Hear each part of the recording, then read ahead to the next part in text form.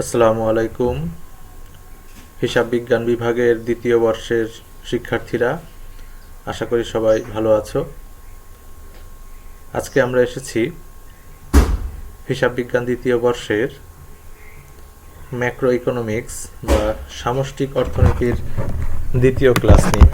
গতকাল আমরা একটি ক্লাস নিয়েছিলাম, আজকে তারই ধারাবাহিকতায় আমরা দ্বিতীয় একটি ক্লাস গ্রহণ করব। আমাদের আলোচনা চলছিল প্রথম অধ্যায়ের উপরে বা সামষ্টিক অর্থনীতির যে প্রারম্ভিক আলোচনা সূচনা তার উপরে, তারই দ্বিতীয় ক্লাস আজকে আমরা নিব। প্রথমেই আসছে সামষ্টিক অর্থনীতির উপকরণ সমূহ। সামষ্টিক অর্থনীতির যে সকল উপকরণ দিয়ে গঠিত সেগুলো আমরা আলোচনা করব। প্রথমেই আছে রাজস্ব নীতি। সামষ্টিক অর্থনীতির অন্যতম হাতিয়ার হচ্ছে রাজস্ব নীতি। সরকারের আয়, ব্যয় ও কর সংক্রান্ত নীতিকে একত্রে রাজস্ব নীতি বলা হয়। সরকারি ব্যয় বৃদ্ধি বা হ্রাসের মাধ্যমে সামগ্রিক চাহিদা বৃদ্ধি বা হ্রাস করা যায়। যেমন সরকার বিভিন্ন ধরনের উন্নয়নমূলক কর্মকাণ্ডে প্রচুর অর্থ ব্যয়ের মাধ্যমে জনগণের ক্রয় ক্ষমতা বৃদ্ধি করতে পারে। আবার সরকারের বিভিন্ন ধরনের কর আরোপ করে দেশের ভোগস্তর, বিনিয়োগ, আমদানি, রপ্তানি প্রভৃতির উপর প্রভাব বিস্তার করে জাতীয় আয় ও নিয়োগকে প্রভাবিত করতে পারে। এই সমস্ত কিছুই আমাদের রাজস্ব নীতির আওতাভুক্ত। 2 নম্বরে আর্থিক নীতি। সামষ্টিক অর্থনীতির আর একটি প্রধান হাতিয়ার আর্থিক নীতি। সরকার আর্থিক নীতির সাহায্যে অর্থের যোগান নিয়ন্ত্রণ, ঋণ নিয়ন্ত্রণ এবং দেশের আর্থিক ব্যবস্থাকে প্রভাবিত করে। আর্থিক নীতি মূলত কেন্দ্রীয় ব্যাংকের মাধ্যমে পরিচালিত হয়। সরকার কেন্দ্রীয় ব্যাংকের মাধ্যমে আর্থিক নীতির সাহায্যে বিনিয়োগ বৃদ্ধি, নিয়োগ বৃদ্ধি, আয় বৃদ্ধি, মূল্য স্তরের স্থিতিশীলতা রক্ষা এবং সুদের হার নিয়ন্ত্রণ করে থাকে। 3 নম্বরে আসছে আয় নীতি। আয় নীতি আরেকটি গুরুত্বপূর্ণ হাতিয়ার। আয় নীতি বলতে সেই নীতিকে বোঝায় যার দ্বারা সরকার মজুরি এবং দ্রব্যমূল্যকে প্রভাবিত করে। অর্থাৎ আয় নীতির অপর নাম হচ্ছে মজুরি ও মূল্য নীতি, ওয়েজ অ্যান্ড প্রাইস পলিসি। এই নীতির মাধ্যমে সরকার দেশের দ্রব্যমূল্য ও নিয়োগ স্তর নিয়ন্ত্রণ করতে পারে।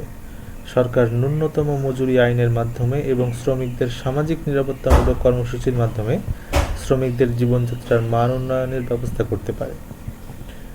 4 নম্বরে আসছে আন্তর্জাতিক বাণিজ্য নীতি। সরকার আমদানি রপ্তানির ক্ষেত্রে শুল্ক, কোটা প্রভৃতি আরোপ করে বৈদেশিক বাণিজ্যকে নিয়ন্ত্রণ করতে পারে। বাণিজ্য নীতির মাধ্যমে দেশের রপ্তানিমুখী ও শিল্প ও আমদানি বিকল্প শিল্প প্রতিষ্ঠা করে অর্থনীতির উন্নয়ন ত্বরান্বিত করতে পারে। 5 নম্বর বা সর্বশেষ আসছে বৈদেশিক বিনিময় নীতি। এখানে বলা হচ্ছে যে হারে এক দেশের মুদ্রা অন্য দেশের মুদ্রার সাথে বিনিময় করা হয় তাকে বৈদেশিক বিনিময় হার বলে। এই বৈদেশিক বিনিময় হার সামষ্টিক অর্থনীতির অন্যতম হাতিয়ার। বৈদেশিক বিনিময় হার দ্বারা দেশের আমদানি ও রপ্তানি বাণিজ্য প্রভাবিত হয়। সরকার বিনিময় হার পরিবর্তন করে বৈদেশিক বাণিজ্য অনুকূলে আনতে পারে। যেমন সরকার মুদ্রার অবমূল্যায়ন করে দেশীয় মুদ্রার বিনিময় হার হ্রাস করলে বিদেশিদের নিকট সংশ্লিষ্ট দেশের রপ্তানি পণ্য সস্তা হয়ে পড়ে এবং বিদেশিদের অধিক পরিমাণ পণ্য ক্রয় করতে হবে ওই সময়। এরকমভাবে বৈদেশিক বাণিজ্য নীতির মাধ্যমে সরকার সামষ্টিক অর্থনীতিকে প্রভাবিত করে। পরবর্তী আলোচনায় আমরা আসছি সামষ্টিক অর্থনীতির আওতা,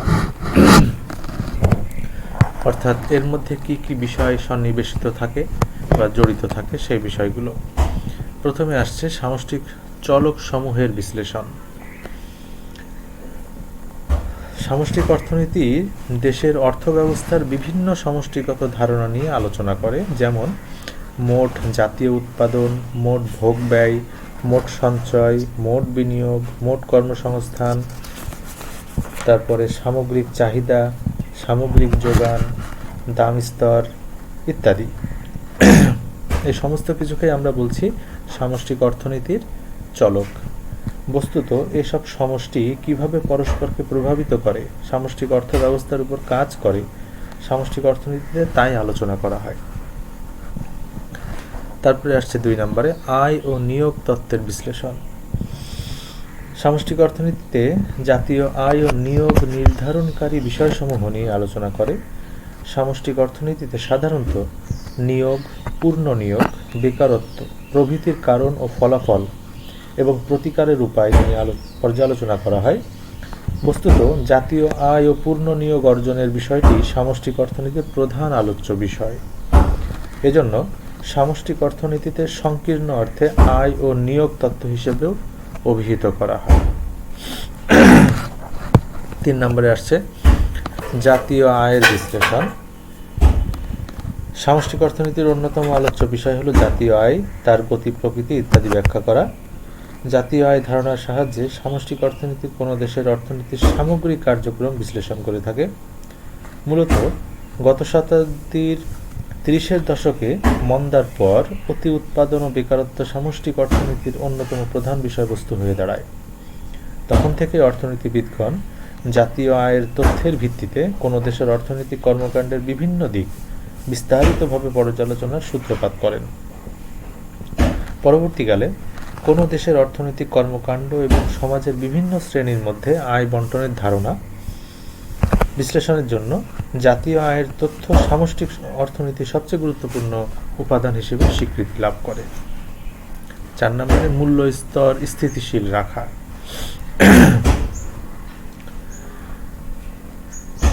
এটি একটি গুরুত্বপূর্ণ বিষয় সামষ্টিক অর্থনীতির ক্ষেত্রে। সামষ্টিক অর্থনীতিতে অর্থের পরিমাণ ও দ্রব্যমূল্যের মধ্যে সম্পর্ক বিশ্লেষণ করা হয়। অর্থের চাহিদা, অর্থের যোগান এবং দাম স্তরের সাথে অর্থমূল্যের সম্পর্ক, দাম স্তর স্থিতিশীল রাখা প্রভৃতি বিষয়ের পারস্পরিক সম্পর্ক বিশ্লেষণ সামষ্টিক অর্থনীতির অন্যতম বিষয়বস্তু। 5 নম্বরে বাণিজ্য চক্রের উত্থান পতন। এটি একটি গুরুত্বপূর্ণ বিষয়। বলা হচ্ছে সময়ের পরিবর্তনে অর্থনীতিতে কখনো তেজিভাব আবার কখনো মন্দাভাব দেখা যায়। বাণিজ্য চক্রের উদ্ভবের কারণে এবং তা নিয়ন্ত্রণের জন্য সরকারের গৃহীত বিভিন্ন রকম নীতি, যেমন মুদ্রানীতি, রাজস্ব নীতি এবং তাদের মধ্যে সমন্বয় প্রভৃতি বিষয়গুলো আমাদের বাণিজ্য চক্রের উত্থান পতনের সাথে জড়িত। তারপরে আন্তর্জাতিক বাণিজ্য।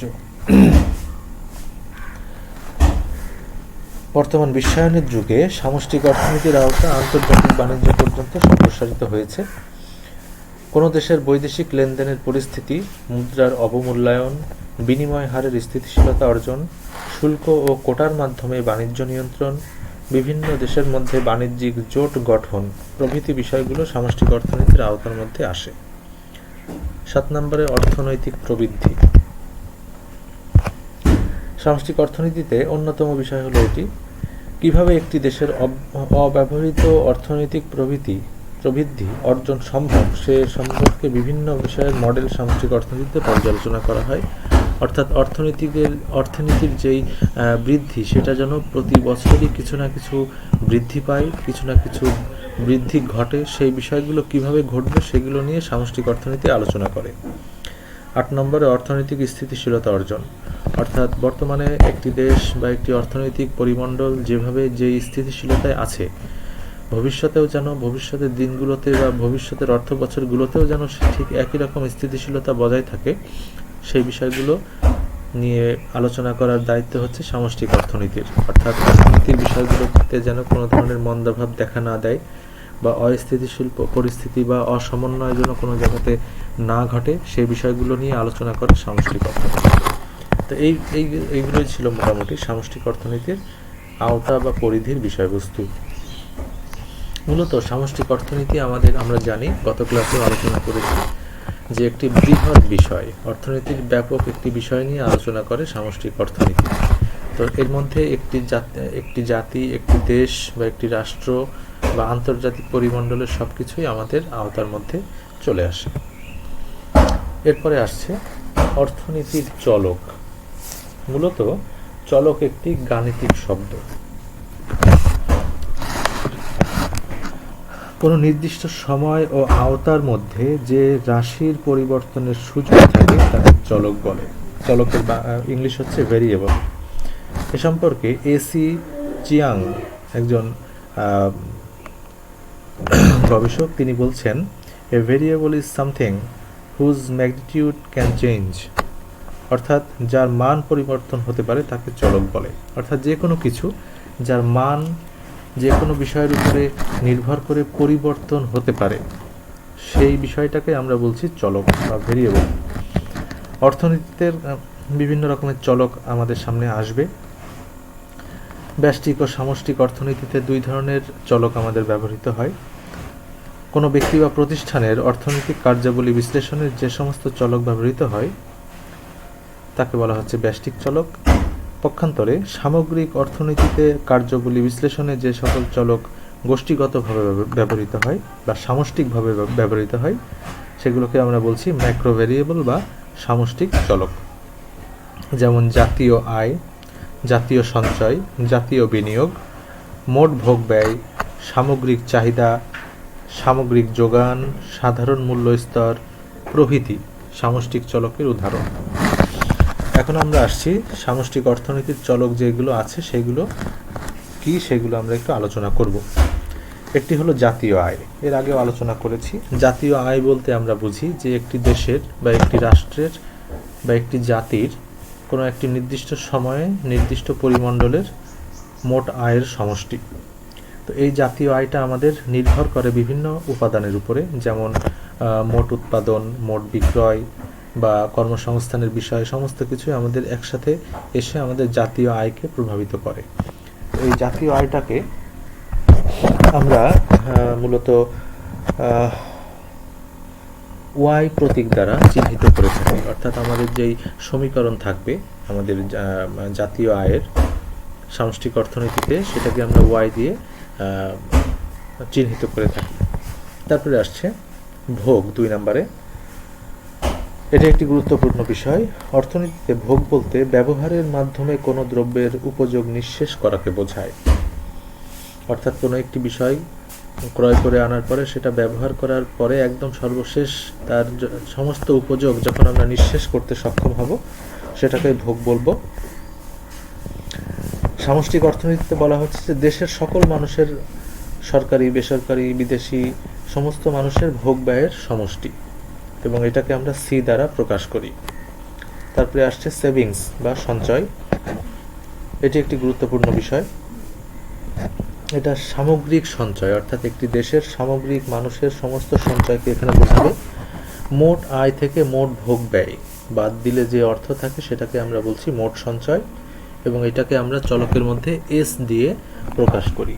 তারপরে আসছে বিনিয়োগ। এটি একটি বহুল ব্যবহৃত চলক সামষ্টিক অর্থনীতির ক্ষেত্রে। সাধারণত বিনিয়োগ বলতে উৎপাদন ক্ষেত্রে মূলধন সামগ্রী নিয়োগ করাকে বোঝায়। অর্থাৎ যে কোনো একটি উৎপাদন ক্ষেত্রে, উৎপাদন শিল্পে মূলধন জাতীয় যেসব ব্যয়গুলো আমরা করি বা সম্পদ বিনিয়োগ করি সেগুলোকে বোঝাবে। কিন্তু অর্থনীতিতে বিনিয়োগ বলতে বিদ্যমান মূলধনের সাথে মূলধন স্টক বৃদ্ধি করাকে বোঝায়। অর্থাৎ একটি প্রতিষ্ঠানের যে মূলধন আছে সেই মূলধনটাকে আরও বেশি মূলধনায়ন করার জন্য এবং মূলধনকে স্টকে রূপান্তর করাকে এখানে বোঝাবে, এবং এটি একটি প্রবাহ ধারণা বা ফ্লো ধারণা। সামষ্টিক অর্থনীতিতে বিনিয়োগ চলকটি ব্যাখ্যা করার জন্য আই অক্ষরটি ব্যবহার করা হয়। তারপরে আসছে কর্মসংস্থান। সাধারণ অর্থে নিয়োগ বা কর্মসংস্থান বলতে কোনো কর্মক্ষেত্রে শ্রমিকের নিয়োজিত হওয়াকে বোঝায়। তবে সামষ্টিক অর্থনীতিতে কর্মসংস্থান ধারণাটি ব্যাপক অর্থে ব্যবহৃত হয়।